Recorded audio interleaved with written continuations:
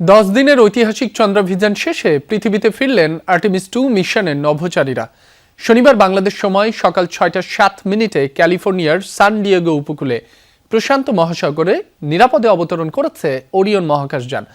Capsule থেকে বেরিয়েছেন নভোচারীরা। স্বাস্থ্য পরীক্ষার জন্য মার্কিন নৌবাহিনীর জাহাজ ইউএসএস জন পি মুরথাই নেওয়া হয়েছে তাদের। লেস অয়েল অ্যাবজর্ব করে আপনার পরিবারকে রাখে হেলদি। ফুড গ্রেড ম্যাটেরিয়ালে তৈরি যমুনা কুকওয়্যার। ওরিয়ন ক্যাপসুলের স্প্ল্যাশ ডাউন 9 দিন 1 ঘন্টা 32 মিনিট 15 সেকেন্ডের সফল এক অভিযান শেষে পৃথিবীর বুকে নাসার মহাকাশযানটি যুক্তরাষ্ট্রের পূর্বাঞ্চলীয় স্থানীয় সময় তখন শুক্রবার রাত 8:07। সফল চন্দ্রাভিযান শেষে নিরাপদে প্রশান্ত মহাসাগরে অবতরণ করল নাসার মহাকাশযান। পৌঁছেই মিশন কমান্ডার বার্তা পাঠিয়েছেন সুস্থ আছেন তিনি সহ 4 ক্রু।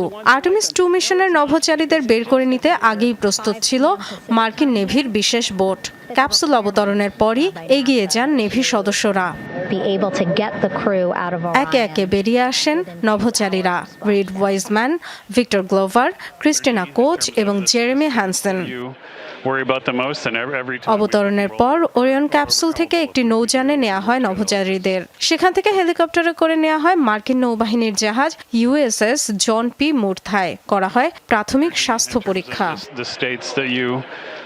10 দিন মহাকাশে ভেসে থাকার অভিজ্ঞতায় দাঁড়ানোর মতো শারীরিক পরিস্থিতি নেই আপাতত। স্বাস্থ্য পরীক্ষার পর নভোচারীদের গন্তব্য হিউস্টনের জনসন স্পেস সেন্টার।